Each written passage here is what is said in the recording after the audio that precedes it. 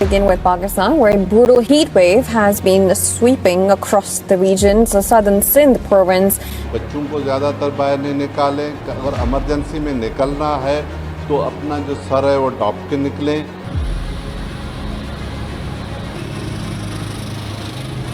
آ گیا اور دنیا ایسی جا رہی ہے. یہ ڈی سی پنکھا خریدا ہے, ڈی سی اے سی خریدا ہے جو بیٹری سے سولر سے چلائیں گے ہم. اور بس یہی ہے, تو گورنمنٹ تو کرنٹ دے رہی نہیں ہے نا. اتنی پریشانی ہے, بل جو آتا نہیں ہے.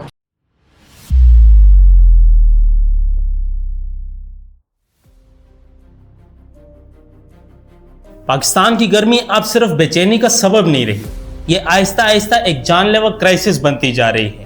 انسانی جسم ایک بہت تنگ سی رینج میں زندہ رہ سکتا ہے.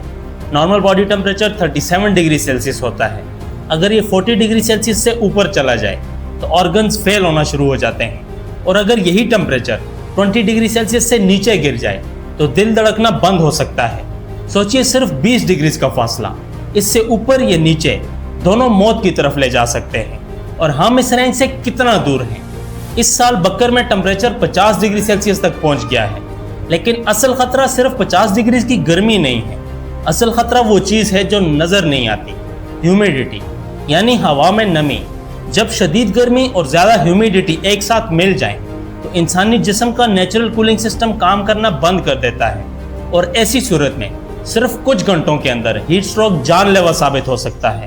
2024 کی ہیٹ ویو میں صرف سندھ میں 560 سے زیادہ لوگ اپنی جان سے ہاتھ دھو بیٹھے.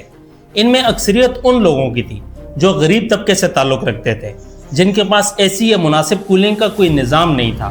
سوال یہ ہے کہ جب ہر سال اتنی تباہی ہو رہی ہے تو ہم اب تک اس کے لیے تیار کیوں نہیں ہیں؟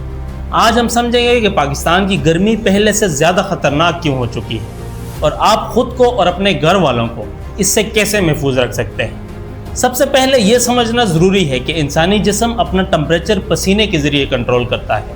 جب پسینہ سکن سے ایوپریٹ ہوتا ہے تو وہ جسم کی گرمی بھی ساتھ لے جاتا ہے اور باڈی ٹھنڈی رہتی ہے.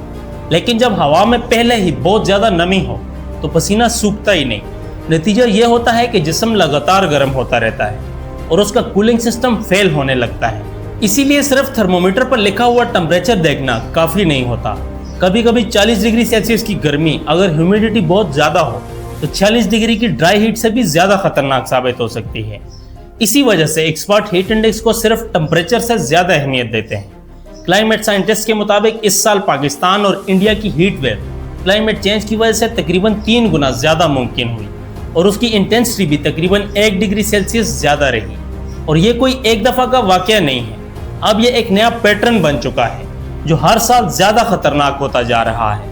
اس سال لاہور کا ٹمپریچر 43 ڈگری سیلسیس تک پہنچا, جبکہ اسلام آباد میں بھی 41 ڈگری سیلسیس ریکارڈ کیا. اور پاکستان میٹیورولوجیکل ڈپارٹمنٹ نے وارن کیا ہے کہ ہیٹ ویو کا سلسلہ ابھی بھی ختم نہیں ہوا, بلکہ آنے والے عرصے میں اس میں مزید اضافہ ہو سکتا ہے. پاکستان کا ایوریج ٹمپریچر پچھلے چند سالوں میں لگاتار بڑھ رہا ہے. اگر گرین ہاؤس گیس ایمیشنز اسی رفتار سے بڑھتی رہی تو اس صدی کے آخر تک ملک کا ایوریج ٹمپریچر 3 سے 5 ڈگری سیلسیس تک مزید بڑھ سکتا ہے. ذرا سوچئے, اگر آج کی گرمی برداشت کرنا مشکل ہو رہا ہے تو آنے والے سالوں میں حالات کتنے سخت ہو سکتے ہیں. یہ صرف موسم کی خبر نہیں ہے, بلکہ صحت, معیشت اور انسانی زندگیوں کا مسئلہ بن چکا ہے. اب بات کرتے ہیں ان احتیاطی تدابیر کی جو واقعی آپ کی جان بچا سکتے ہیں. سب سے پہلا قدم یہ ہے کہ صبح 11 بجے سے شام 4 بجے تک جب تک ممکن ہو دھوپ میں نکلنے سے پرہیز کریں. اسی دوران ہیٹ سٹروک کا خطرہ سب سے زیادہ ہوتا ہے. دوسری بات, صرف پانی پینا ہمیشہ کافی نہیں ہوتا. پسینے کے ساتھ جسم سے نمک اور ضروری منرلز بھی نکل جاتے ہیں.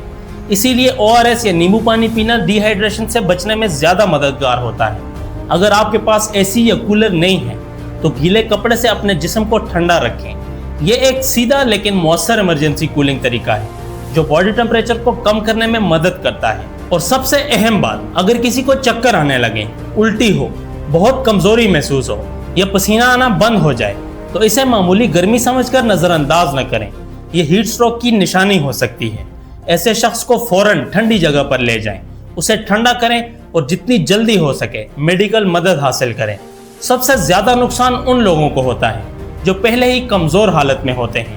ڈیلی ویج ورکرز, مزدور, ٹریفک پولیس, ڈیلیوری رائڈرز, बुजुर्ग अफराद और वो घराने जिनके पास कूलिंग का कोई मुनासिब इंतज़ाम नहीं होता, उनके लिए हर हीट वेव ज़िंदगी और मौत का इम्तिहान बन सकती है। इसीलिए सिर्फ अपनी हिफाजत काफ़ी नहीं, अपने घर वालों, बुजुर्गों, बच्चों और पड़ोसियों का भी ख्याल रखें। कभी कभी सिर्फ एक गिलास पानी, एक ठंडी जगह या वक्त पर दी हुई मदद किसी की जान बचा सकती है। अगर ये वीडियो आपके लिए मुफीद रही हो तो चैनल को सब्सक्राइब ज़रूर करें और कमेंट्स में अपनी राय ज़रूर बताएं कि शदीद गर्मी से बचने के लिए आप क्या तरीके इस्तेमाल करते हैं। मिलते हैं अगली वीडियो में, तब तक अपना भी ख्याल रखिए और अपनों का भी। Thanks for watching.